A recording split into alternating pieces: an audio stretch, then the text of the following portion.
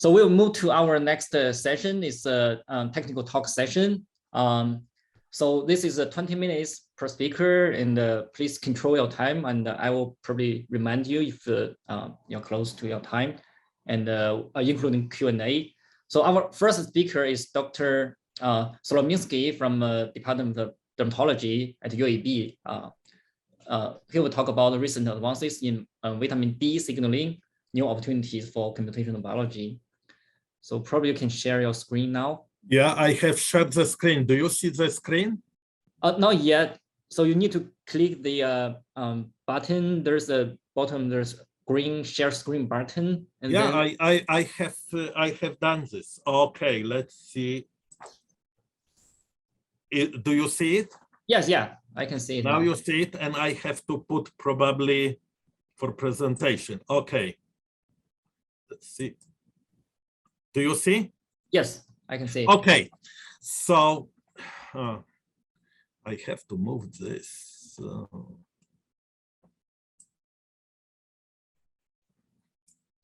Okay, or maybe to put on the bottom. So I will be speaking about the vitamin D, and the vitamin D is produced from the 7-dehydrocholesterol through the simple photochemical transformation, and the transformation after the absorption of the UVB by B ring of 7-dehydrocholesterol configuration pre-vitamin D3, which in the room temperature change into vitamin D3, more UVB energy.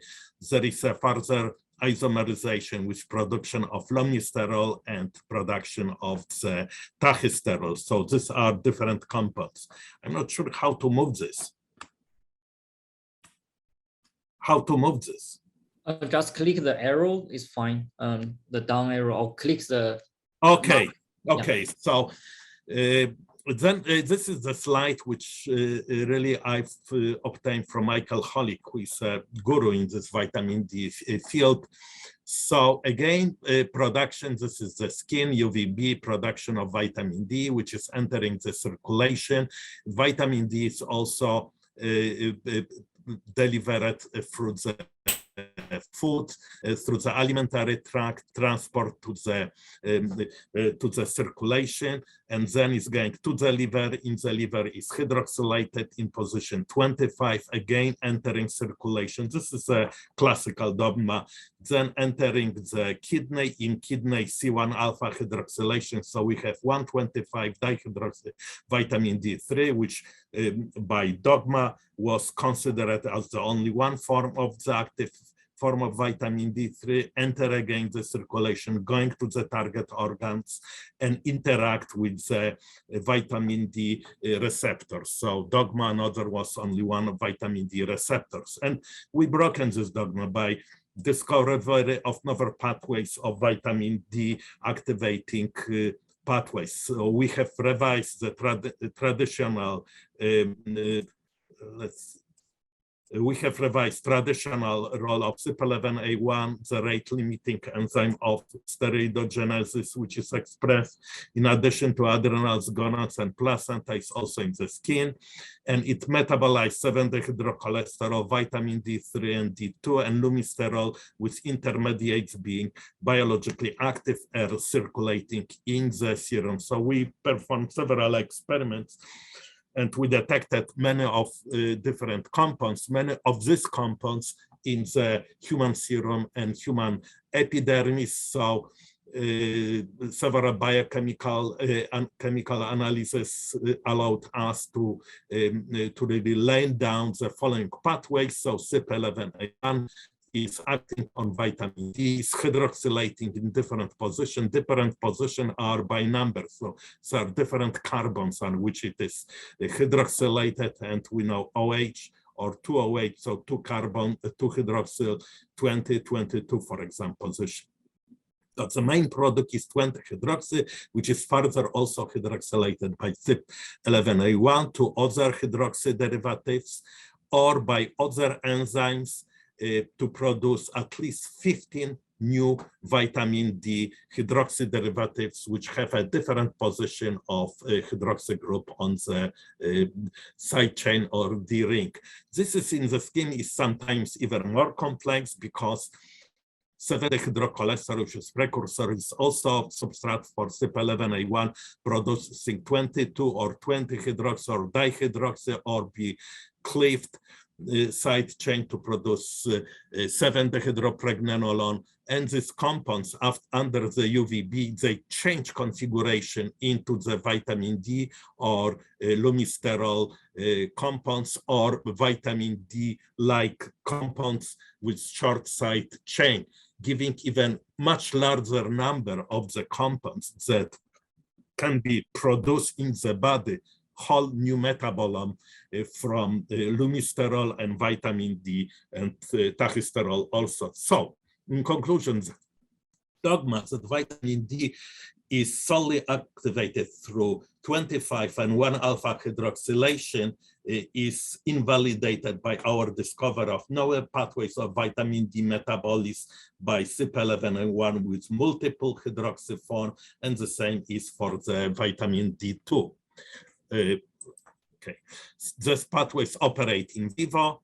They are initiated by action CYP11A1, and main products including 20-hydroxy vitamin D are present in human serum and epidermis. The detection of novel vitamin D3 metabolized in the skin, adrenal gland, and serum in conjunction with their biological activity indicates that they act as hormone in vivo, for which the effect would depend on their local and systemic production and their metabolism. And here are on the examples, because we publish a lot.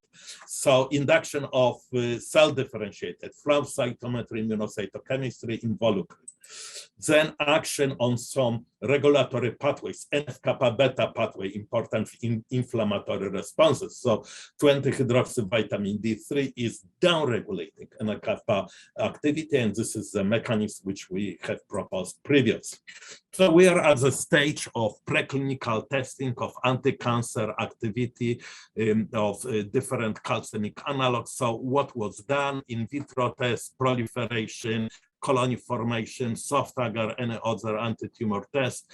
We already know about the toxicity. We compared 125 with the 20-hydroxy, and 125 is toxic because of the hypercalcemic effect. This is kidney, this is the heart deposition of the calcium, small amounts when treated animals, and no effect in the heart and kidney of this compound. And then stage of the in vivo testing. So this is like a 7-8 months experiment. It's a UVB-induced skin cancer. So skin cancer induced by UVB and treatment by subcutaneous injection of 10 micrograms of 20-hydroxy vitamin D 3 times a week have reduced the tumorogenesis, reduce the number of tumors, reduce the total volume of tumors. The animals were killed, and then we analyze, I have analyzed, I am pathologist, the different organs, no sign of toxicity. So injection of human melanoma into the nude mice and treatment of 20-hydroxy vitamin D at dose 30 micrograms intraperitoneally. So the inhibition, there is inhibition of tumor growth, subcutaneous tumor growth. So then another examples, we really started to look on the photoprotective effect, and this is the DNA damage measurement with the COMET assay, and which shows that all of these compounds protect against the DNA damage. And this mechanism includes the activation of NRF2 and P53 phosphorylation. This was published in a few other papers, Redox Biology, but this also the concepts of vitamin D hydroxy and lumisterol through the action on NRF2 and downstream enzymes inhibit the reactive oxygen species, then the DNA repair mechanism through the P53 phosphorylation and translocation DNA repair inhibition of carcinogenesis. But let's go to mechanism of action of novel corticosteroids, where it is ligand receptor interaction. We look at the nuclear receptor. Classical receptor is a vitamin D receptor, and this is a crystal structure. It was done by Whaley and my collaborator Whaley and Natasha Rocher from France, and I'm the author. but it was led by Whaley. They co-crystallized with the ligand binding domain. The control 125, classical. This is another compound which is produced by CYP11A1, 120 hydroxy, which has a little bit similar structure as 125 and 20 hydroxy. So as we can see, I will not go in detail because you can find in the papers, but the interaction in the ligand binding domain 125 and 120 is very similar, but this interaction are very different with some similarity for 20 hydroxy vitamin D3, which may have the important implication for signaling. Then we look on retinic orphan oxide receptor alpha and gamma modeling. It was done originally by Whaley, and the new vitamin D compounds, they really bind to the ligand binding domain in similar manner as the native ligands. And the compounds were sent to NIH, to NIHS, to Anton Jetten. I will not go in detail on this. I will just, it is also published. So he used his models and checked the transcriptional activity downstream of the ROR alpha and ROM gamma. Conclusion is, and it's unquestionable, the novel hydroxy derivatives of vitamin D3 generated by CYP11A1 act as reverse agonists on the ROR alpha and ROR gamma. Reverse agonist means the inhibition of transcription of genes downstream of this receptor after activation of the receptor. Then we performed, so first was performed microarray analysis, and which was David Grossman did very good analysis ingenuity pathways, and this is for 2023 new compounds versus control, the classical. So there are huge differences in the transcriptosome. But what was very interesting coming out ingenuity analysis for classical 125 dihydroxy vitamin D3, number one receptor is vitamin D receptor activating. And this is another after 24 hours because we did the time dependent. Vitamin D receptor. But what was coming, interestingly, second receptor on the line was aryl hydrocarbon receptor. Third receptor was LXR receptor. And the same for 2023 dihydroxy, which is a different vitamin D hydroxy derivatives. The number one receptor was aryl hydrocarbon receptor, and the VDR was the second receptor. This really led us, this bioinformatics analysis by David Grossman led us to computer modeling, which showed the really good mass bind receptor, good docking stall, functional analysis, which showed that they really interact with the receptor, with 2023 dihydroxy vitamin D3 being the best one, and then downstream transcriptional activity of the genes which were downstream, showing that it's unquestionable the novel vitamin D derivatives act on the aryl hydrocarbon receptor. This has been confirmed most recently by the paper by Yue Song as a first author. We have additional paper just recently published, which confirm again the CYP11A1 vitamin D hydroxy derivatives, as well as classical ones. They can act on the aryl hydrocarbon receptor. Then we moved to test LXR, liver receptor alpha and beta, because it was coming on the microarray, it was coming in the IPA pathway. So we use commercially available kits to all of them act as agonists on LX alpha or LX alpha beta. There is certain specificity, some as agonists with different affinity, some as reverse agonists. Then it was by immunofluorescence translocation into from the cytoplasm to the nuclear ligand induced translocation. This is the quantification. This is ethanol control induction translocation. It was Alan Oak done. Then here it was done by Radomir Slominski using the flow cytometry, image flow cytometry, shows the ligands, they induce the translocation of the LXR alpha and beta into the nucleus, just demonstrating that and then there was a computational modeling, not enough time to talk about this, but it was done by UAE Song under the supervision of Yuhua Song, which further confirmed and simulation on the interaction of with the LXR receptor. So we are coming into the end. What is the, for computational biology? A lot, because there is a lot of the at least 15 hydroxy derivatives of vitamin D. And the L3 lumisterol, I focus only on both of them. Vitamin D3 is vitamin D3. They enter the cell, enter mitochondrion, because CYP11A1 is mitochondrial enzyme and is hydroxylated, different position, and which are further hydroxylated by other enzymes, some of them microsomal. So we have large number of hydroxy derivatives, and this is a classical one. So let's look. Different colors, and they interact with the different receptors. Three of them, they interact with the aryl hydrocarbon receptor.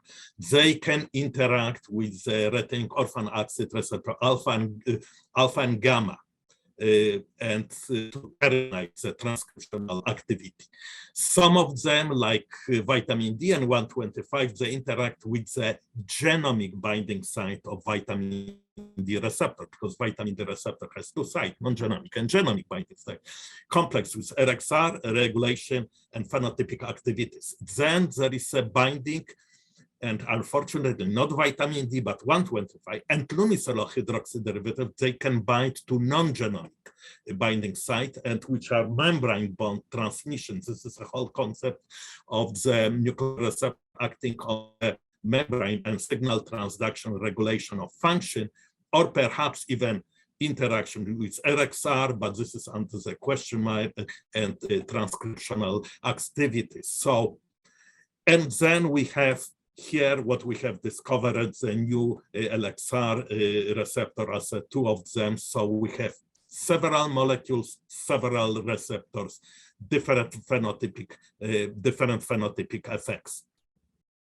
So just to come to the conclusions that novel corticosteroids and lumisterol compounds are produced in the body. They are excellent candidates for treatment of hyperproliferative and inflammatory disorders as an anti-cancer and agent and radioprotectors. And here I would like to show the team at the different times. This is at UAB, it's Robert Taki, he's expert in CYP11A1.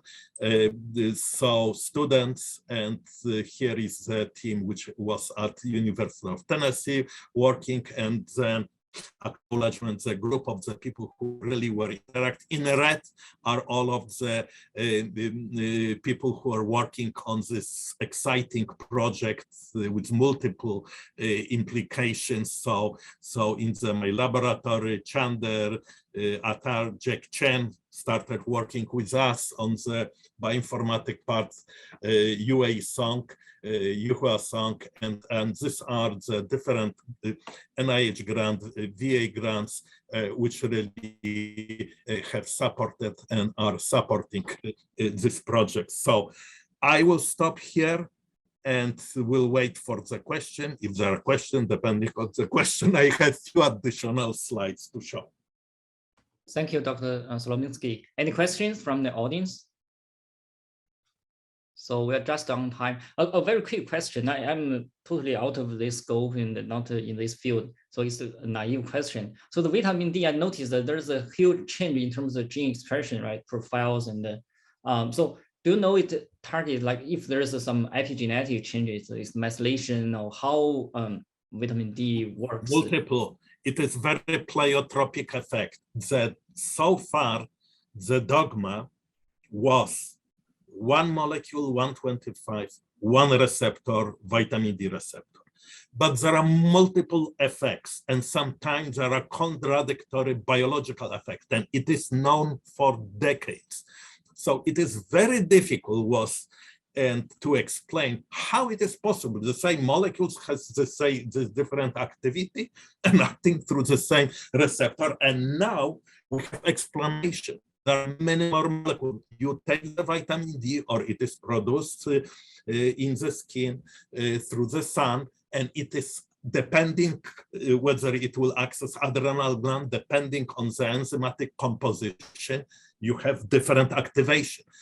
Your question is also very good, because when you take orally vitamin D, so it is, anybody who knows physiology first will go GI and go to the liver, and it will be hydroxylated in 25 position, and this is a classical pathway.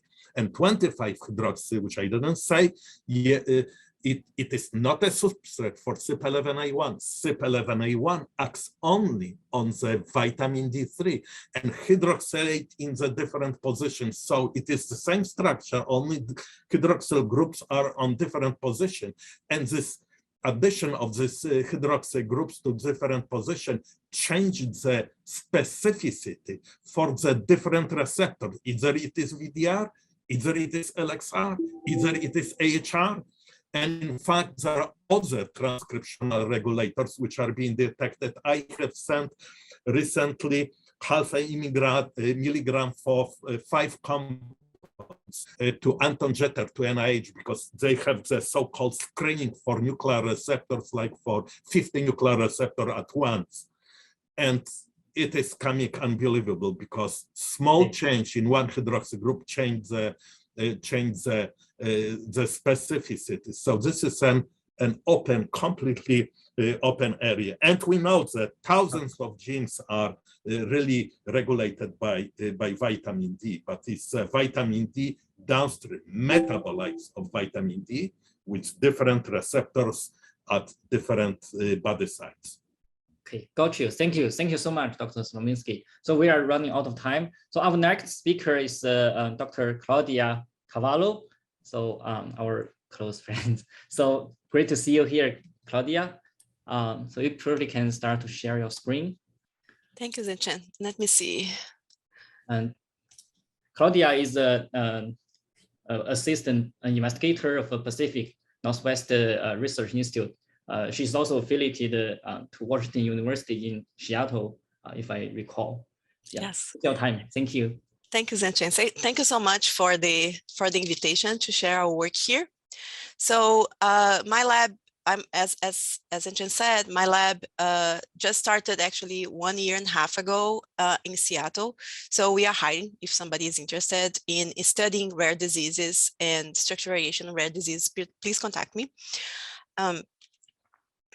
Oh, it's not, sorry, something happened here. Let me stop sharing, try again, Zenchen, sorry. Sure. I don't know why.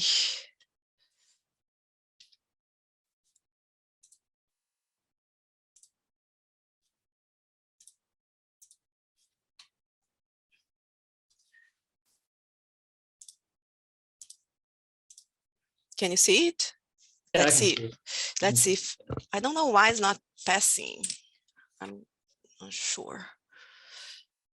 Oh my gosh, sorry. It looks well stuck from my end. It looks low? No, it looks great from my end. Yeah, I cannot change the slides. That's the problem. And I don't know why. Let's stop sharing again. Let me try the normal mode without the presentation to see if it works. Do you see my slide? Yes, I can see it. Because then I can change, sorry. So my lab study structure variation in the human genome, and in the different types of, copy number gain, copy number losses, inversions, and complex rearrangements, which are actually can be a mix of duplications and deletions and inversions, and they are very challenging to be detected and studied depending on the technology we are using. So our work is very towards the study of rare diseases and constitutional diseases. So The research goals in my lab are: 1, to define the best technologies to detect and resolve pathogenic structure variants; 2, to investigate their molecular features, origin, and the mechanism of formation; and 3, to explore the impact of them in rare diseases, including phenotypic variability and incomplete penetrance. So one very important feature of the human genome that has a strong impact in the constitutional diseases is the fact that 50% of the human genome is constituted by repeats. So several of them are important to lead to variants that cause disease, but one is especially important, and it's called segmental duplication. Segmental duplications, they can vary in size about 1 to 300 kb. They affect all the different chromosomes with different, some chromosomes have more segmental duplications than others. And the recent T2T reference indicated that segmental duplications constitute about 7% of the human genome. So in fact, structure variants in rare diseases, they often map nearby or at the segmental duplications. And here is a map of several of the disease that we already know, and if they are defined by deletion or gains, and the presence of segmental duplications. As you can see, they map very close or on top of them. And so repeats are actually excellent predictors or where the structure variants, the de novo structure variants are going to happen and which ones are going to cause disease. This is a very important point because to study rare diseases, we need to be able to detect them. And here I'm showing an example of one type of variant that's considered simple. So by read-dep, we were able to detect a copy number gain involving chromosome X. This is a pathogenic one. And studying the split reads, we can easily define the structure of this variant, which was a simple tandem duplication. The breakpoint was easily detected by split reads. However, another patient had apparently simple duplication as well. However, when we investigate the breakpoints, one of the breaks was easily detected by, we could see easily by split reads. However, the second breakpoint, it mapped to segmental duplication. In this case, is a segmental duplication involving opsin genes that are in the reference, they are in 3 copies, very similar to each other, about 99.9% similar. And most of the variant callers, they do not detect, or I mean, they detect, but they do not report this type of variant. So if someone is using only split reads to detect the structure variant, not copy number gain or read-dep, then this variant is not going to be detected. The other problem is that even if we can detect and use read-dep information, it's we cannot completely resolve the structure because the junction inside the low-cop repeats are not helpful in using short reads. We cannot really define which one of the opsins was actually involved in the rearrangement using only the information in the short reads. So another problem is that inversions and complex rearrangements are still a very challenging to be identified. Many times they are called by, they are false positives and false negatives in the genome. And one of the reasons is the fact that many times they involve repeats as well, and they have more than one breakpoint junction. That's the definition of a complex rearrangement.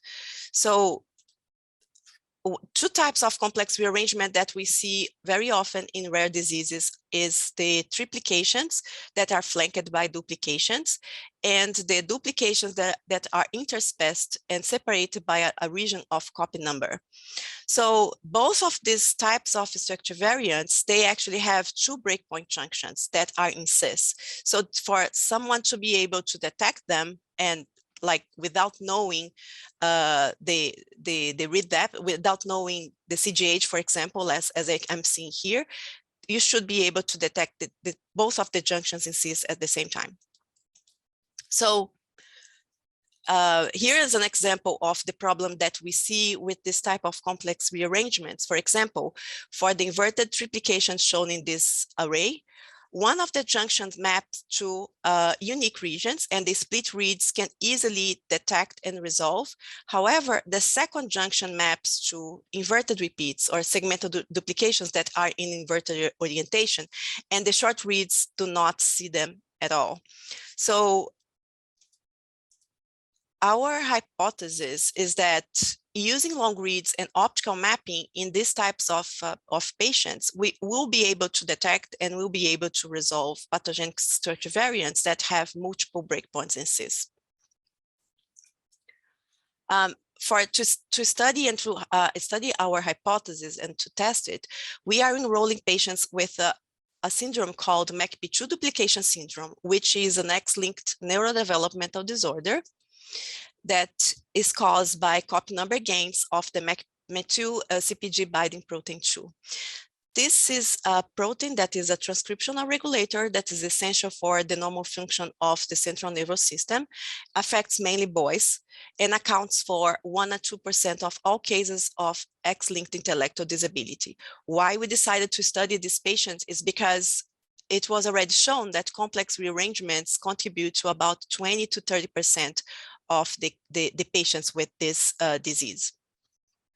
So to study this cohort and to test our hypothesis, we are applying different assays. We have the copy number assays that we use in our lab, which are customized arrays, droplet digital PCR, sequencing like short reads, long reads, PacBio, and nanopore, as well as optical mapping. So we are, for all of the patients, we are using all these technologies to study them. So this is how our cohort looks like right now. This is a preliminary data that we are still doing a lot of the work, but we have now 86 patients that we already collected, and all of them already have customized arrays. So we know that half of them have apparently simple duplications that are we still need to sequence to make sure they are simple. And we have 23% of patients with complex rearrangements that I mentioned before, triplications flanked by duplications and interspaced duplications. This is confirms previous studies showing the same, about the same range. And we have 20% of these patients with terminal duplications. This was a surprise for us. We didn't see this type of variant in so high frequency before in this cohort. And what terminal duplications are, they are actually duplications that involve the MACP2, and they go until the telomere. So they are pretty big, about 2 megabase to about 16 megabase. And compared to the other duplications that involve the same cohort, the other duplications are about 506 kb in average. So they are much bigger and probably, and they carry many more genes. So they may be contributing to the different phenotypes, variability in phenotypes that we see in this cohort. So it turned out that the terminal duplications are pretty diverse types of duplications, and they are actually complex rearrangement for most part.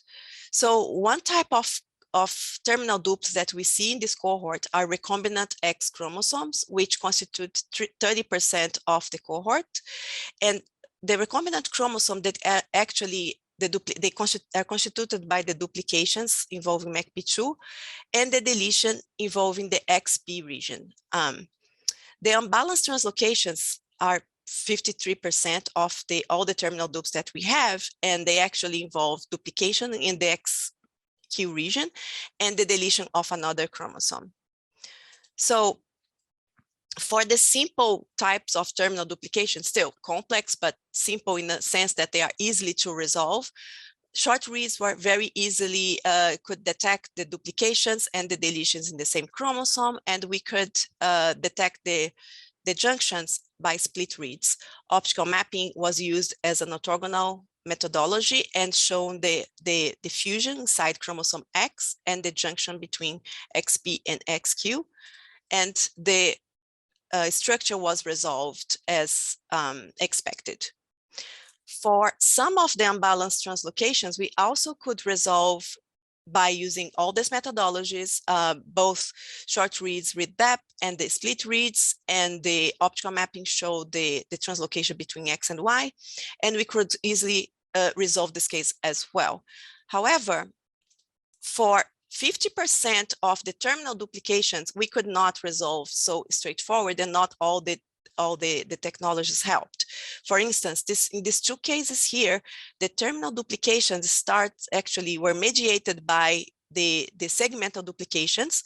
So in this case, inverted repeats, and the same inverted repeats actually caused another terminal duplication that's consisted by a triplication followed by a duplication. So despite the inverted repeats are the same, the structures are different. In each of these cases, the results were different as well. So for this patient with the triplication, optical mapping was actually the technology that really helped resolving. You can see here that this terminal dupe is actually a translocation between X and chromosome 7. And the interesting thing about optical mapping is that we could see both junctions of this complex rearrangement in cis in the same molecule. So we saw the triplication and the translocation to 7 in the same molecule.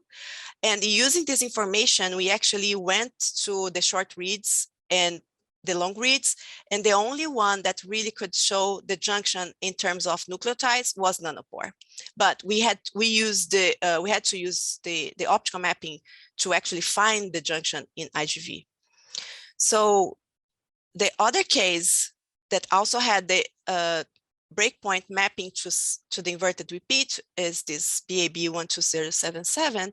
And actually optical mapping showed that this case is actually an inverted duplication involved a huge 3.1 megabase of an inverted duplication and carrying two junctions, as usually we do have for all these complex rearrangements. Short reads could not detect at all, and nanopore and PacBio were able to resolve. In this case, we use optical mapping to resolve, and also Sniffles 2 that we have been working together with Fritz Zedzlek group. So in all, our work so far, we observed that from the 86 patients that have duplications involving MACP2, actually half of them have complex rearrangements. They are not intending duplications as usually we think about copy number gains.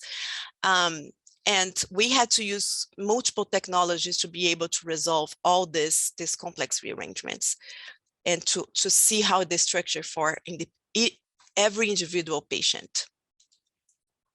In summary, structural complexity is a feature of genomic rearrangements at this region in the XQ, but we also expect this to be a feature of other diseases that affect chromosome X, because the presence of inverted repeats is pretty high on this chromosome.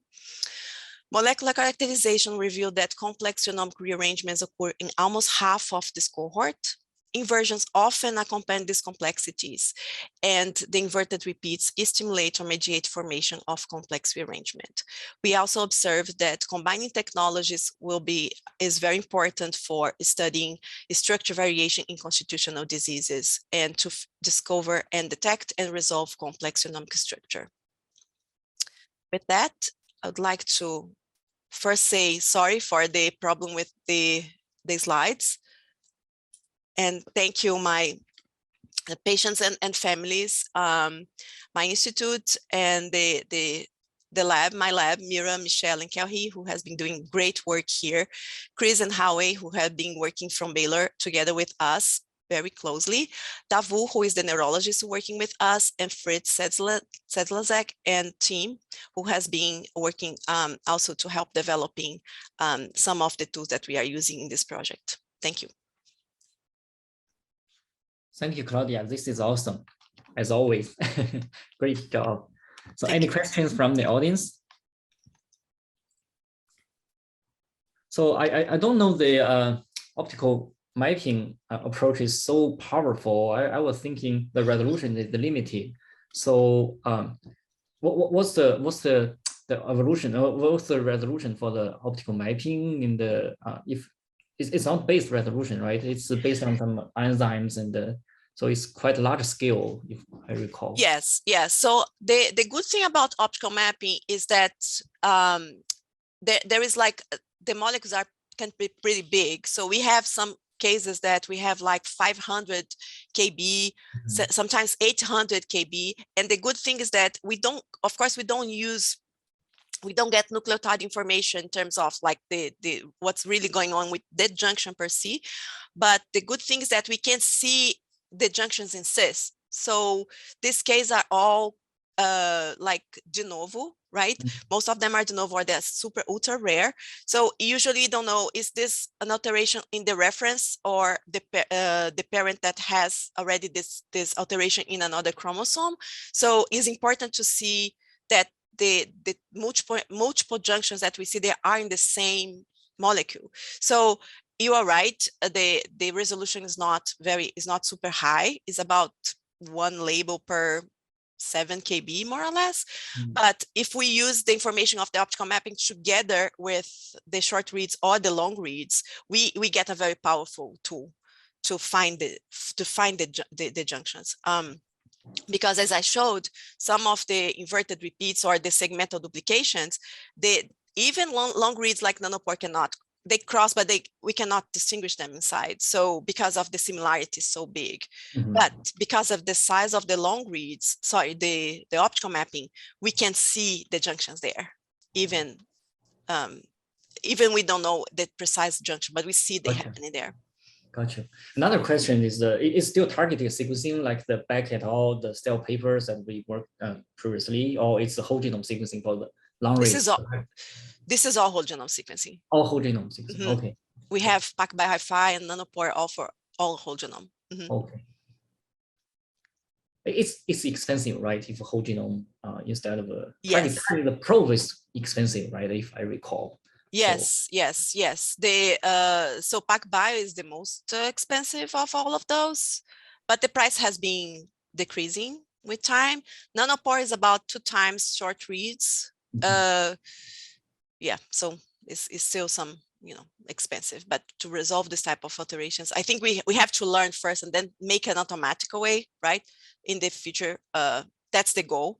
But first we need to learn what we need to learn what we don't know.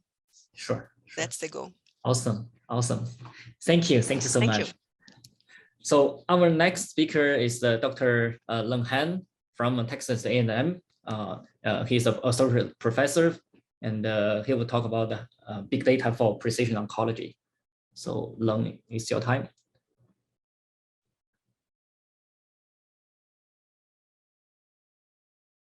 You're muted. Okay.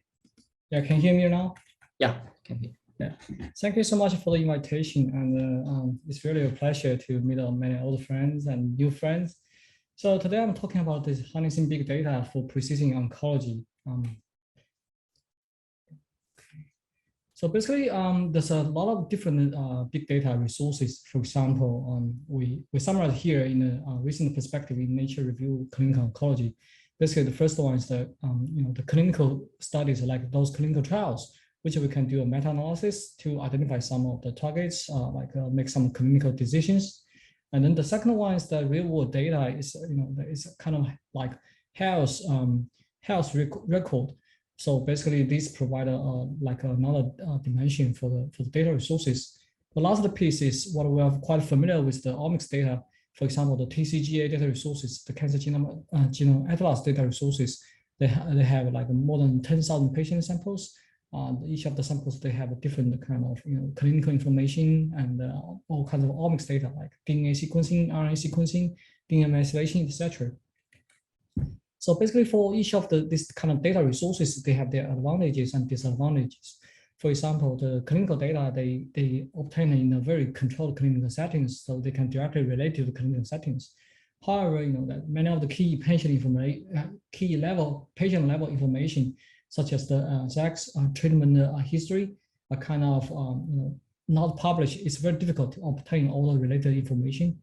The real world data is kind of information from the tremendous large number of patients from the like electronic health record. And however, the quality and completeness of the real-world data can be suboptimal because this is, real-world data. Sometimes the physician scientists submit those information. Sometimes the patient themselves can submit the information. Multi-omics data is can provide novel insights into the molecular mechanism.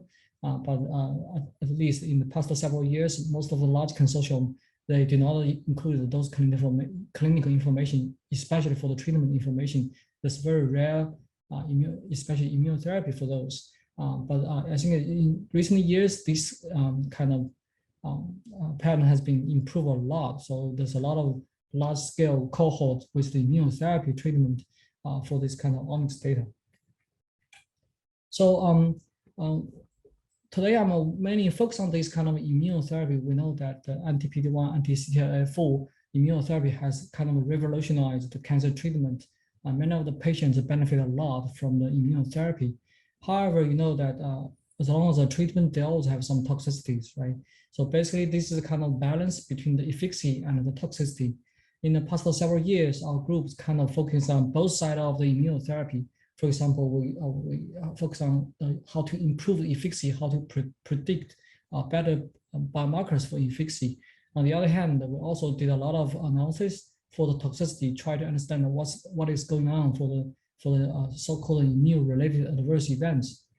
So the first topic I want to talk about today is about this. For the immune checkpoint inhibitors, what is the results difference between the male and the female patients? So you know that there's a lot of awareness for this kind of anti-cancer drug treatment between male and female patients, and there's a lot of great reviews summarize the difference between male and female patients. For example, for autoimmune diseases, infectious diseases, etc. And the previous researchers think that the hormone play very important roles, but recent studies also show that many other factors also play important roles driving this difference between male and female patients. So back to 2018, there's like two papers, one published in Lancet Oncology and another published in JAMA Oncology. The Lancet Oncology paper concludes that there's the male patients benefit a little bit more than female patients regarding to the immunotherapy. And a few months later, another paper published in JAMA Oncology, that's the below ones, they show that there's almost no difference between the male and female patients. So this is kind of kind of controversial data. They both use the collect the clinical trial data. They do the meta-analysis. The approach is quite similar, but why do they obtain quite opposite results or say conclusion? So here we go to the digging deeper for this data. So basically, this is the summarize for the data set they used in their study. The upper one is the Lancet Oncology paper. The bottom one, this one is the JAMA Oncology paper. And you can see that for each of the data set, although they do not reach the significant p-value, but they have some bias towards to a certain male or female patients. And you can see that we highlight this in the blue cohort. Those are kind of biased a little bit in the male patients. And this pink panel shows that these patients may have a slightly better odds ratio than in a female patient than male patients. And you can see that these two studies actually collected different clinical data. So basically, the first one, they collected more male biased patient samples. So they conclude that overall they can get a significant p-value for overall together for male patients.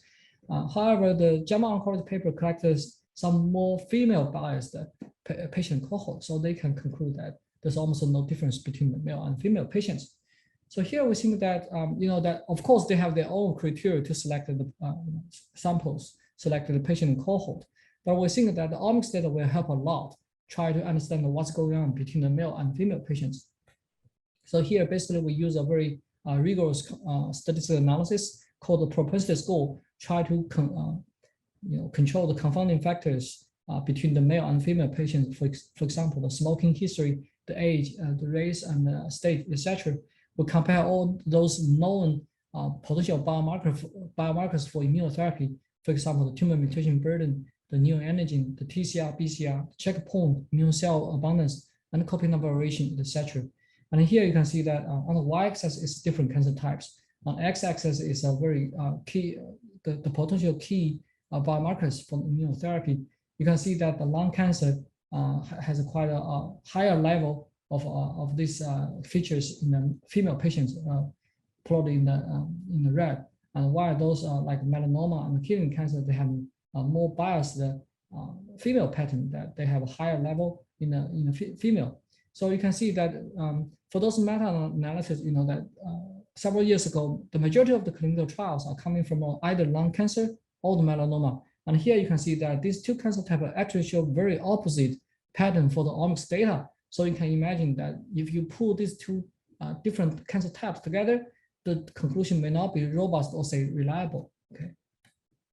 So furthermore, we'll compare those like immune cell abundance. This is like a very key factors for the immunotherapy, like the CD4 T cells, CD8 T cells. And you can see that again in the lung cancer, it's kind of showed a very strong bias towards the female patients, while in the melanoma it's kind of more like a male bias. And for the all different kind of checkpoint, we see the similar pattern that in the lung cancer is kind of female bias, and in the melanoma patient is kind of like male bias. So the conclusion from these studies that one is that we probably should not put different cancer types of patients together for meta-analysis, which will not be robust and reliable. Another one is that we think that omics data with the clinical information is critical for us to further understand what's going on between the male and female patients. This work has been led by outstanding postdoc, former postdoc, Dr. Youcheng Ye. Now is a PI at Shanghai Jiao Tong University. So next part, we're trying to understand what is going on with the immune-related adverse events. As I mentioned, that this is a toxicity for the immunotherapy. So basically, when the patient has been treated with the immunotherapy, you know that because it will activate the immune system in the patient body, it definitely will cause some of the toxicity. For example, the myocarditis is kind of affecting the heart. The occurrence frequency of the myocarditis is not that high. It's like maybe less than 10%, but the death rate for this kind of RE is very high. It's like 50%. So it's very, very important to study this kind of potential immune-related adverse events for so-called for the risk for the patient. Try to control these, try to manage the patient. So far, there's not a good biomarker for RE, at least for the tumor samples. That there's a lot of studies trying to using the blood samples to get some potential biomarkers for RE. I think one of the difficult issues is that it's very difficult to obtain the RE samples. It's not like a tumor samples. It's kind of affecting those normal organs or tissues. It's very difficult to get those samples, right? It's not like tumor samples you can cut as well as you want. So basically, we use a very alternative strategy. Here we obtain the reporting odds ratio for the REs from a database named FIRS. It's FDA approved adverse events reporting system. Is what we call belong to the real world data part.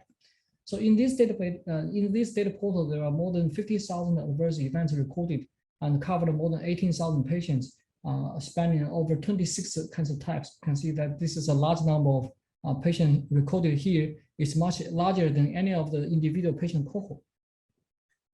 So we also use the TCGA data to calculate the different kind of molecular features for each of the cancer type, and then correlate these molecular features with the odds ratio across different cancer types. So here's one example. You can see that we can use a linear regression model to predict to see whether the molecular features can predict the RE odds ratio.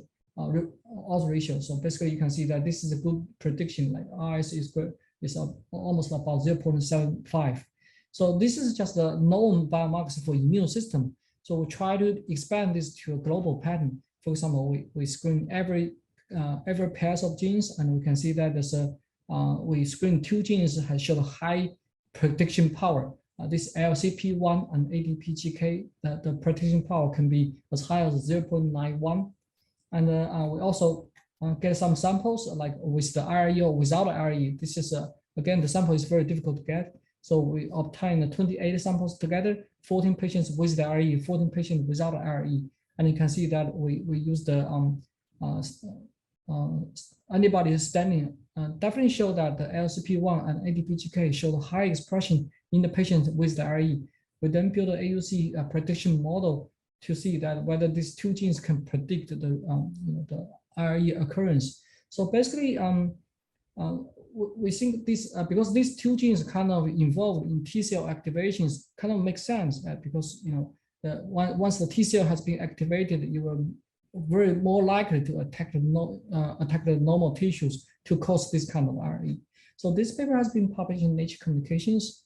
So we further collect the different data, try to understand what is the associations between the IREs and ICI efficacy. And this has been studied a lot. So basically, this is a perspective we summarize here. Different studies use different strategies. For example, majority of them use individual clinical trials. They can compare whether those patients has, IREs has a better efficacy while receiving the ICI treatment. So basically, the lower ones, they using different strategies. They can use the meta-analysis. And the last one, I think they even use the kind of different multi-source data here.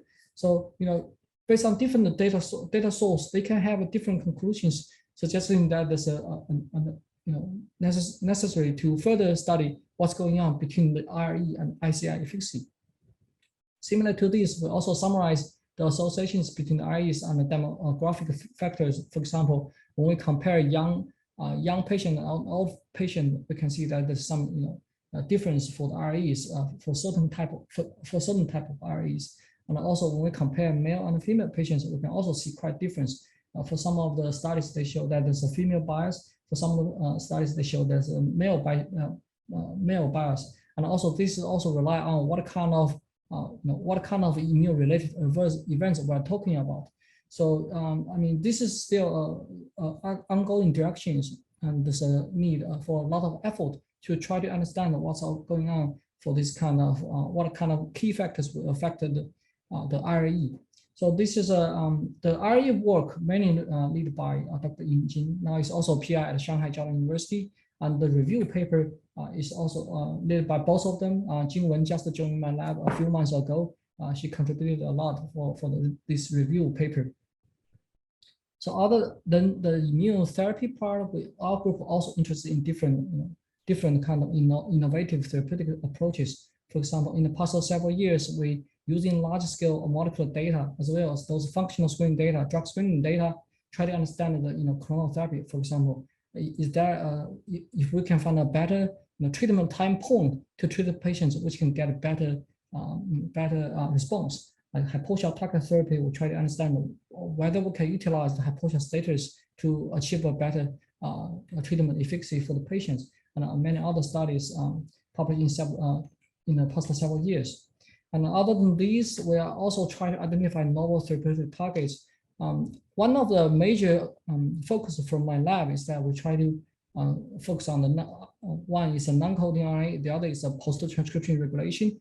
So non-coding including not only link RNA, but also pseudogene enhancer RNA, SNL RNA and circle RNA, and post-transcription regulation, including like alternative splicing, RNA editing, and alternative polymorphisation. So regarding to this, we published a series of cancer genomics paper, and this is a summary for what we have done in the past several years. So finally, I would like to thank for all my professor lab members, and many of them, some of them have already left the lab and started their own labs in the prestigious institutions. And also thank you for the funding support, as well as many of the collaborators that help us to perform the experimental validation, provide the clinical insight and biological insight like that. Also, my lab is recruiting for like all levels of personnel. Thank you so much. Thank you, Leng. This is awesome. This is impressive. Leng is a star scientist in Texas, I would say. So any questions from the audience? Probably people are tired a little bit. Yeah, I have a quick question regarding the TCGA actually has no anti-PD-1, no therapeutic data at all, right? So all of these are kind of a prediction, right? You have to use additional data to validate your discovery. Is that true? Yes, that's true. I think the immunotherapy is not very popular back to when TCGA started. TCGA started like more than 10 years ago. Yeah. But I think the good thing is that, as I mentioned, there's many more studies they have using anti-PD-1. They have the omics data. It's just a little bit difficult to assess. You need to try to apply for those sets. But there's many of the data sets already there. So yeah. Another question is, I think if I recall, the anti-PD-L1 or PD-1 therapies, it's more effective in specific cancer types, right? Like lung or melanoma, this type. So the data for some other cancer types are limited, right? This is another issue for the anti-PD-1 data analysis, right? Yeah. As you mentioned, that melanoma definitely, I think, is the first one using this anti-PD-1, and then lung cancer has a lot. So the most of the the validation data set is coming from melanoma or lung cancer. That's true, but I think there's more data is coming out, like prostate cancer. You can find a limited, yeah. But again, I mean, for pan cancer analysis, as long as you can find some independent data set for validation, that would be great, right? So yeah. Awesome. Okay, thank you again, and we will switch gear to the next speaker. Sure. Thank you. Thank you. Maisie Zhou. Maisie, yeah, probably you can share your screen. So Maisie is the assistant professor from Vanderbilt University. So I think she started her lab just last year, right? Or 2 years ago.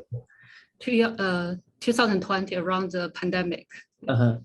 Okay, yeah, it's your time. Go ahead. Okay, great. I'm delighted and honored to be invited to speak today. So, let's see. Okay, so here's the outline of my talk. So first, I will give some background for the research, and then I will go through the first tool we have developed, Aquila. So basically, it's a diploid sampling and variant detection algorithm used in inquiries. And then I will spend a little bit of time to go through some other tools developed in the lab. So today, how we actually sequencing human genomes. In 90% of the wet lab, we're still using short-read sequencing, which, for example, in the wet lab, we have DNA copies, and these DNA are cut into short DNA fragments, usually around 500 base pair. And then this short fragment will be sent to Illumina sequencer to be sequenced to generate billions of short pair reads. And this reads usually around 150 base pair.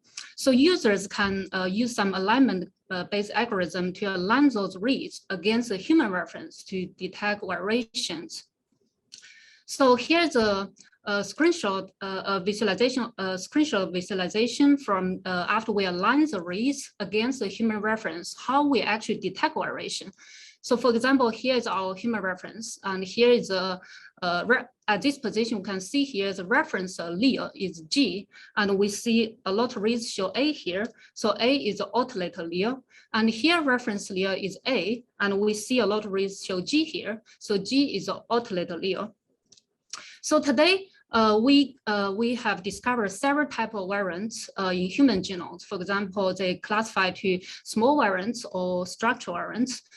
For small variants, usually less than 50 base pair, including, for example, SLEEP or SMV, and small deletions, small insertions, or small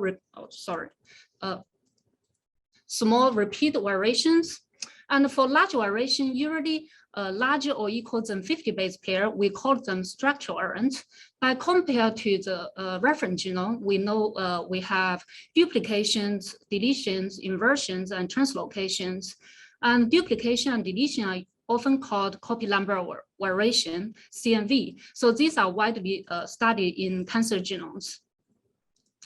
So after we detect the variation, based on the sequencing reads, this also called variant genotyping. But there's a larger procedure is also very important, which we call phasing. So basically, try to determine which combination of like variants from which variants are from the same haplotype or which are from the different haplotype. For example, let's use this slide again. So we can see here. this bunch of reads actually, we can see A and G, these two autolated layers are showing the same, this bunch of reads. We know this A and G are from the same haplotype.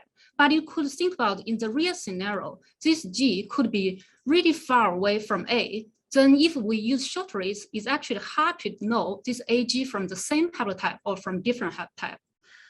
Okay, so today we have several different types of genome-wide sequencing technology. For example, like what we introduced, short reads. So for short reads, the sequence error is low and it's very cheap. But the disadvantage, because it is short, it's hard to detect large structural variants and to phase the variants. Today, we also have link reads, which we often call the barcoded short reads. So for this link reads, basically, you can think about it as a short reads attached by a barcode. Then we know the reads with the same barcode originating from the same long DNA fragment. Then they provide this long-range information for us to easily to reconstruct the diploid genome and detect and phase structural variants. And because in the use short reads, so basically inherit all the advantage of short reads. But today, because the disadvantage today actually 10x genomics discontinues the 10x link reads because some patent issue.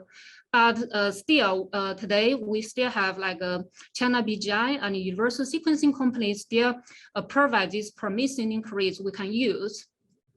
And of course, today we also have a lot of long reads basically can provide us average like 10 kilobytes long reads. And for this long read sequencing, for example, biological long read sequencing, basically the advantage is still we can use them to reconstruct diploid genomes and easy to call and phase large structures. But the disadvantage, because compared to short reads, usually the sequencing error is high and is more expensive and it require stringent input requirements. So my lab basically use all different short reads, link reads, and long reads, different sequencing technology to build architecture to solve several problems. So first, how to actually generate personal diploid genome sampling, and then how we actually detect sleep, small indels, and large structural variants. And then how, after we do the genotype, how we actually phasing all the type of variants. But the long term right now, the long term goal in the lab basically how we because with as we know with the cost effective sequencing different sequencing technology and the available abundance of the whole genome sequencing reads. So my the long term goal in the lab basically how to develop a large scale machine learning based algorithm for large scale population genomic data. Okay, so first for today's talk, I actually want first the tools I want to introduce is Aquila. So basically, Aquila is a human reference assisted local de novo sampling algorithm using 10x link reads. So here's the overview of Aquila. So the input data for these tools basically is a high quality reference genome, and then your whole genome sequencing, for example, link reads. And we have several modules for these tools. So let's start the first module. Basically, we call the haplotyping module. So basically, it's how we actually partition the link reads to different haplotype. Okay, so to do that, we first need to reconstruct and allocate the long DNA fragment. So because for link reads, basically barcode reads, we know reads with the same barcode came from the original long DNA fragment. So we can, based on this idea, we can reconstruct this virtual long DNA fragment and then allocate them with the heterozygous SNPs. For example, here we can see the autolated allele is G, and we see this reads show G here. So G is the same as autolated allele. We allocate one is for autolated allele. And here we can see the reads show C here, and C is the same as reference allele. So we allocate with 0. 0 is for reference allele. So we reconstruct all the long DNA fragment based on the idea reads with the same barcode. Basically, we will reconstruct a lot of billions of these long DNA fragments. And then we allocate them with the heterozygous SNP. So why we want to allocate them with heterozygous SNP? So the basic idea is this. For heterozygous position, if we know the long DNA fragment from the maternal haplotype, if they show 1. So we know the fragment from paternal haplotype, they show 0. So, but at this stage, we don't know the fragment is from maternal or from paternal haplotype. That's what we want to figure out. So let's take a pair of heterozygous slip as an example to illustrate how we use our model to do this. So for this pair of heterozygous slip, we know the real scenario, the real haplotype is 0011. And after we allocate all these long DNA fragments with the heterozygous slip, what we will observe is we will see a lot of long DNA fragment support 00. We put in the 00 clusters, and a lot of long DNA fragment support 11. We put them in the 11 clusters. But we still see a few DNA fragments support 0110 we put here. So what does that tell us? So basically, we observe this pattern. So we see this, we see a lot of long DNA fragments give us supporting power. This even parity, this 0011 haplotype is correct, but the other odd parity actually is wrong because they caused by sequence error from the reads, and that's the scenario we need to exclude. So here we involve a Bayes model to determine which given this observation, what's the correct haplotype. Okay, so after we, for each pair of these heterozygous slip, we basically, after we involve our Bayes model, basically we exclude those two clusters. Suppose the wrong haplotype, only keep these two clusters, suppose the correct haplotype. Now, and we end up with billions of these pair of small pairs, clusters. And now what we can do is we can involve a recursive algorithm, basically can collect all the clusters, support the maternal haplotype in one direction. And then in the other direction, we can directly collect those clusters, support the parental haplotype. So eventually we can end up with thousands of these phase blocks. And within each phase block, we know we have two big clusters. Basically, each cluster, we already partition those long DNA fragments, those linkers to different haplotypes. Now we basically finish our first modules. Okay, so let's talk about our second local sampling module and contiguity module. So basically, after we end up with thousands of these phase blocks, for example, this phase block, we have two clusters, and within cluster, basically now we have the reads, we can do a sampling.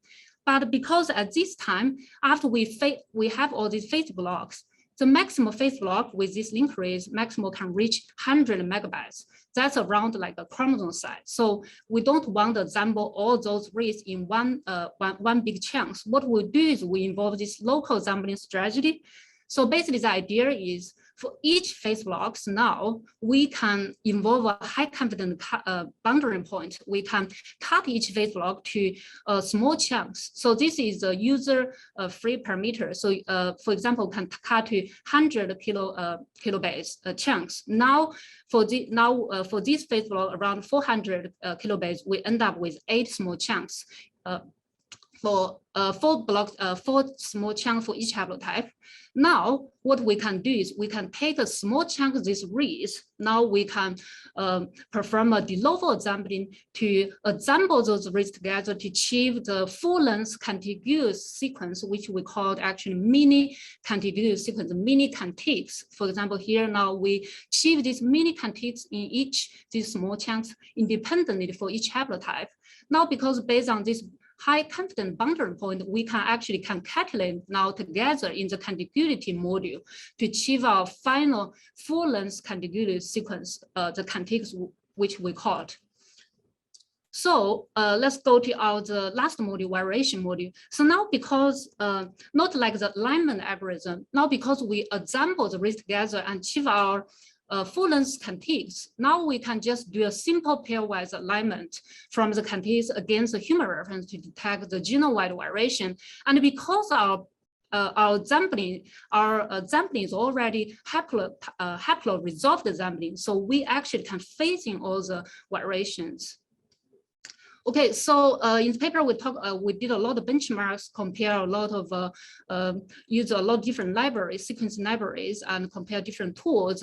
For example, sampling tools, variation tools, and phasing tools. And basically, what we show is compared to short reads, which can do well on sleep and small indels, Aquila can do well on not just small variation, can do good SV indels, and we can generate these diploid genomes. We can do very good breakpoint precision. We can provide user full phasing sleep small indels and SVs. Okay, I think I still have a little bit of time to go through some other Aquila related tools developed in the lab. So the first tool is called Aquila STFR. So basically, as I mentioned, so China BGI invented this promising single tube long fragment read, which called STFR increase. So basically, we extend Aquila to this STFR increase. Now we also provide a module. You can using both can do hybrid sampling for both increase and the STFR 10x increase and STFR increase. And we also have another tool called Aquila SV. So this is a region-based diploid sampling and variant detection tool. So the basic idea is because the whole genome diploid sampling usually is computationally intensive.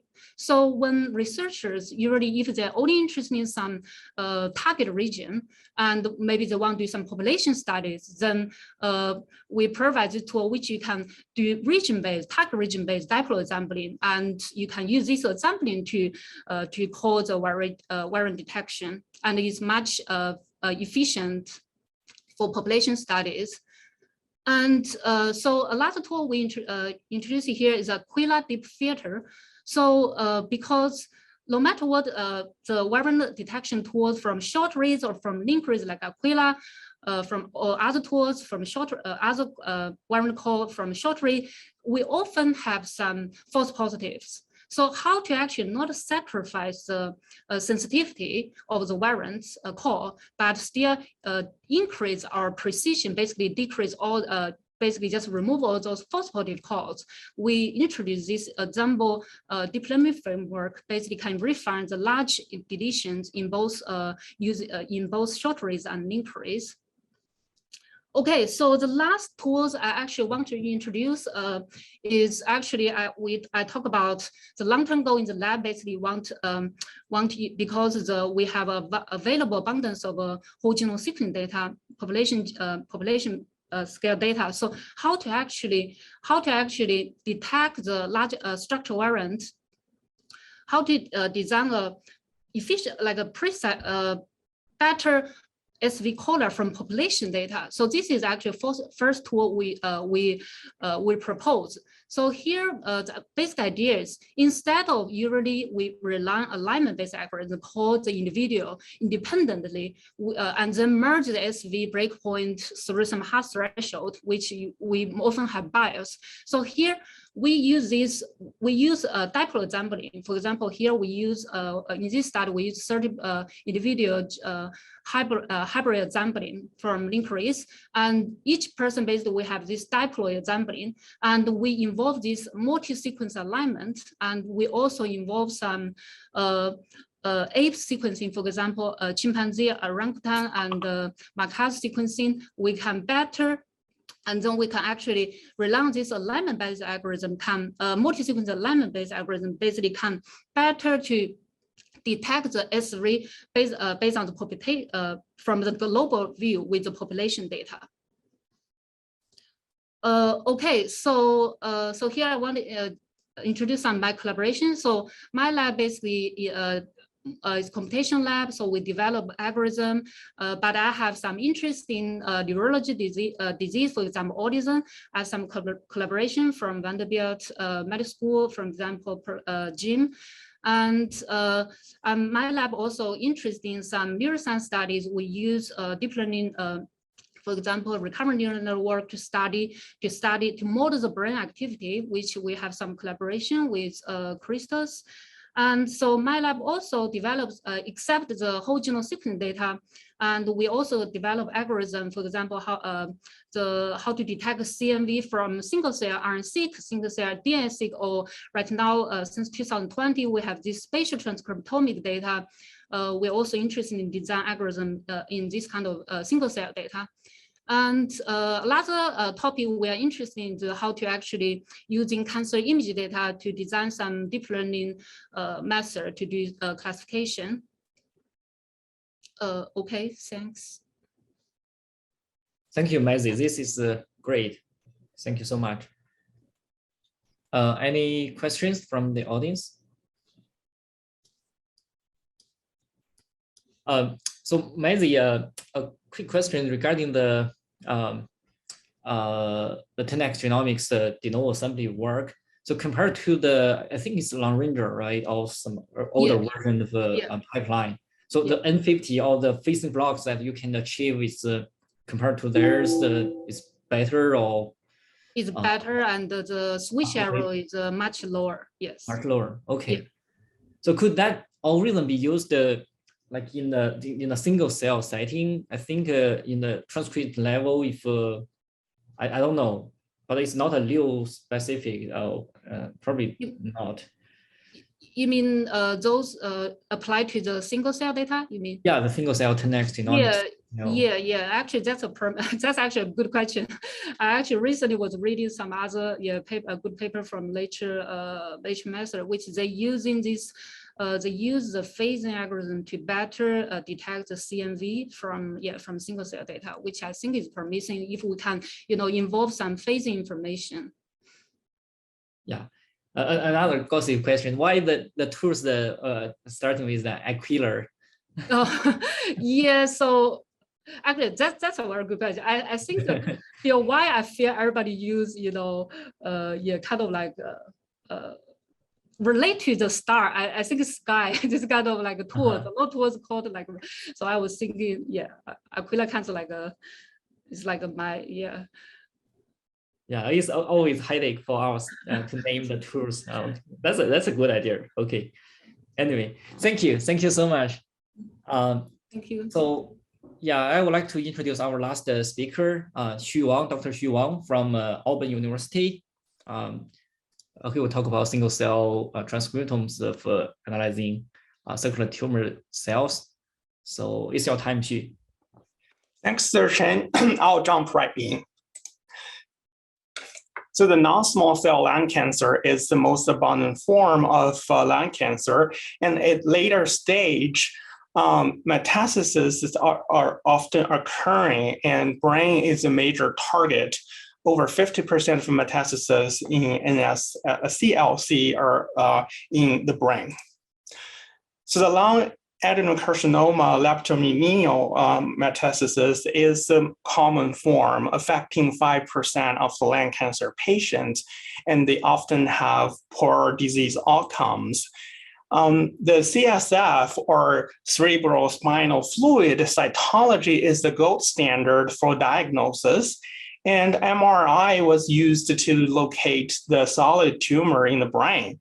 So through lumbar puncture, we obtained 2 mils of CSF samples, and you can see that there's normal CSF cells, and there's also circulating tumor cells, or CTCs. We would like to know the transcriptome signature of CTCs in CSF samples to develop novel biomarkers or transcriptome markers for diagnosis. So what we did is from the CSF samples, we make single cell suspension, and we removed normal CSF cells using CD45 antibody, and the remaining CTCs were through FACS sorting, and we make one individual cell in each of the wells of 96 well plate, and went through SMART-seq2 sequencing protocol. For the sake of time, I won't go into the details of the experimental protocol. Before we do any analysis, we want to see whether we can capture the correct cell type composition in normal CSF samples. We enrolled 3 normal patients and get the CSF samples. They were tested because of different disease, which were known to not to be affected by the cell type composition. So we also include pure B cells and T cells. You can see that in normal CSF samples, there's no B cells. There's about 80% T cells and 20% normal sites. with proper markers for different cell types. And this is the textbook percentage of T cells and monocytes in CSF samples, which serves as a proof of principle of our analysis pipeline. So we enrolled 5 lung cancer patients with signature of brain metastasis. And you can see here, the 3 normal control samples mainly have T cells and the monocytes, and you cannot find any tumor cells except for 14 cells of the P4 patients on their monocytes.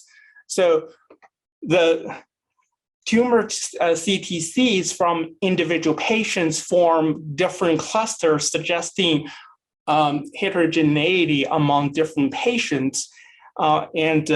We need to be cautious because these samples are processed immediately after collection, and on different days, there could be technical batch variability. To exclude that, we take 2 different samples from the patient P1 2 months apart, and you can see that they form a coherent cluster, suggesting that the technical variability is not driving the heterogeneity we saw here in the t-SNE clustering plot. And for the patient CTCs, they are positive for lung markers, epithelial markers, and proliferation markers, which are signatures of tumor CTCs of epithelial origin. So you can see from this image that the CSF CTCs have a much larger diameter than the normal CSF cells. We were wondering whether we could handpick some CTCs from the CSF sample without any CD45 negative selections. And we did that not on purpose because we ran out of the antibody that day for patient P3. So interestingly, all the P3 cells we selected are monocytes. So suggesting that the CSF CTCs are very rare in our sample, and you have to have CD45 negative selection to be able to capture these CTCs. So the next analysis was the transcriptome signature of the CTCs compared to normal CSF cells. So these CSF cells from the patients, they have an immune score around 0, so suggesting they're definitely not immune cells. We also identified hundreds of upregulated genes as the signature of CSF CTCs. They were enriched for energy metabolism function, cell adhesion, and several tumor signaling pathways, which is not surprising. So we were also interested in the heterogeneity among different individual cells, and we plotted the correlation matrix among different cells based on a single cell transcriptome for our 5 patient samples and for a primary lung cancer cell line derived from human and 2 human-derived xenograft samples. You can see that for within patient heterogeneity, the CSF CTCs have a much higher heterogeneity compared to the primary tumor with lower cell-to-cell gene expression correlation. So when we were comparing inter-tumor versus inter-tumor heterogeneity, so the gene expression are highly correlated within each patient because they form clusters in the t-SNE plot and in the correlation matrix. These interpatient heterogeneity could be partially explained by spatial heterogeneity because the location of a solid tumor is quite diverse from cerebral hemisphere or the temporal lobe or even in the cerebellum. So this spatial variability could contribute to the expression heterogeneity we observed. So we also investigated other characteristics of the CSF CTCs. The first is cancer stemness. We profiled the expression level of three different major stemness markers, CD44, ALDH, and CD133. You can see that expression level is quite variable. It's not all patients, not all cells in all patients are expressing these markers, suggesting heritability. So the epithelial to mesenchymal transition is known to be the driver of epithelial tumor spreading. So we also check the expression profile of related markers. Almost all tumor cells have epithelial marker highly expressed here. And the extracellular matrix related markers are also abundant in all cells we checked. However, we observe the variable expression level of the EMT markers from no expression to highly expressed, suggesting a partial EMT. So this is also a signature of the CTC expression profile. The cancer testis antigens were also researched intensively because they were restricted in male germline in normal cells, but their expression were observed in many different tumor types. So we quantified the number of CTA genes in different patient samples. You can see we identified many significant differences. For example, the XAGE1B gene is mainly expressed in patient number 1, number 6, and number 7. BRDT1 is primarily expressed in P7. LY6K expression is observed in P4 and P6, and the SPAG9 is ubiquitously expressed in all patients we enrolled. So we also checked the cycling status of the CTCs comparing to primary tumor and a xenograft. What we found is that the CSF CTCs have a much lower proportion of high cycling cells, and the majority of the CSF CTCs are in the non-cycling state in the LUAD-LM patients. So we hope our transcriptome profiling could facilitate the development of novel markers for diagnosis of brain metastasis. So in the next few minutes, I would like to introduce you a special case of cancer of unknown primary. So this patient was included in the same batch. CUP cases are extremely difficult to identify the primary origin, but they're quite important because they account for 5% of the malignant epithelial tumors, and the patient outcome is extremely poor. So for this patient 8, we can locate the solid tumor in the brain, and physical examination, lab tests, and imaging procedures all fail to identify the primary location. So from our single-cell RNA-seq data in the clustering plot, P8 form a distinct cluster differentiated from other patients of lung origin. So the control samples are CD45 positive, and the other patient samples are all CD45 negative. So we want to know that is this tumor epithelial origin? Yes, it is, because the epithelial markers clearly demonstrate that P8, the P8 CTCs are epithelial origin, and so does the imaging work and staining work. So the proliferation marker CCND1 is also positive in almost all of the P8 cells. However, the P8 tumor cells were not lung origin. You can see that major lung markers are positive in all lung cancer brain metastasis patients, but not in patient P8. Now, you probably already noticed that we have 2 samples from P8, and they are clearly differentiated. These 2 samples were collected 6 months apart. So, and we observed some tumor progression in terms of the CTC transcriptome profile. And shortly after our second sampling, the patient passed away. So we want to know the origin of these CUP case, and we did staining for gastrointestinal cancer marker, prostate cancer marker, and liver cancer marker. They were all negative.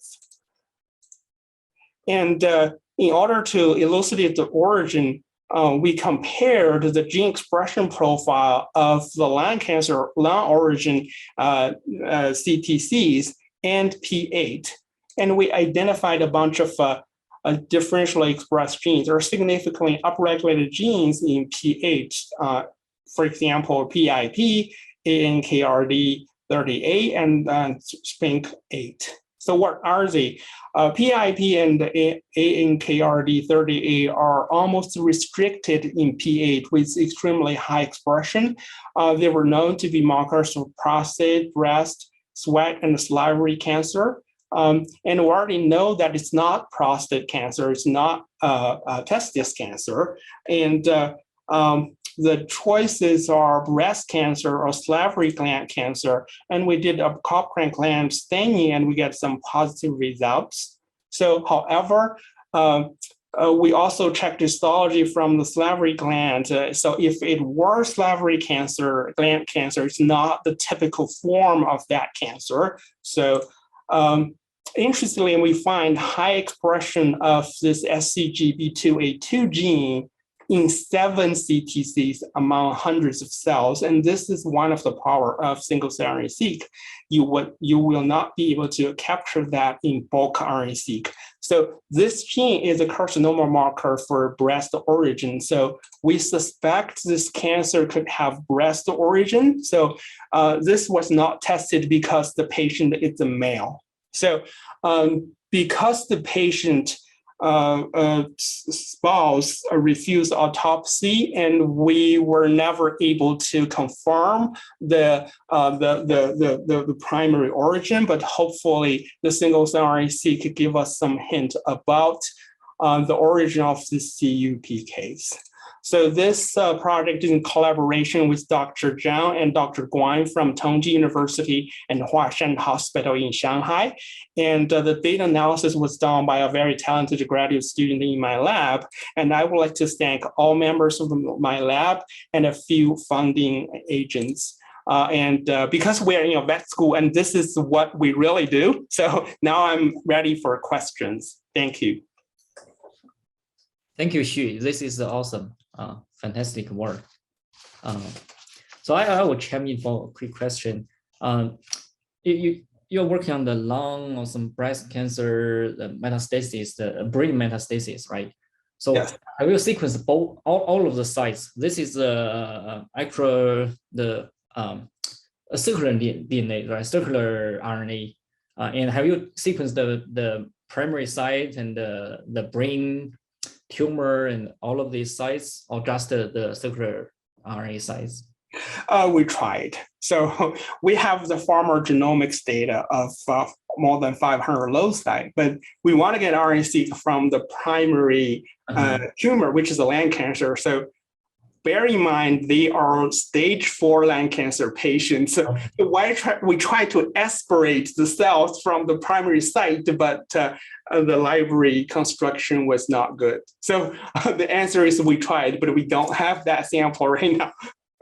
Yeah, another question is in terms of origin of, I think RNA-seq sometimes maybe misleading. Have you checked I know single cell can do the single cell RNA-seq can do some copy number variations analysis. So from the copy number variation perspective, you may check the origin is from the DNA level kind of, right?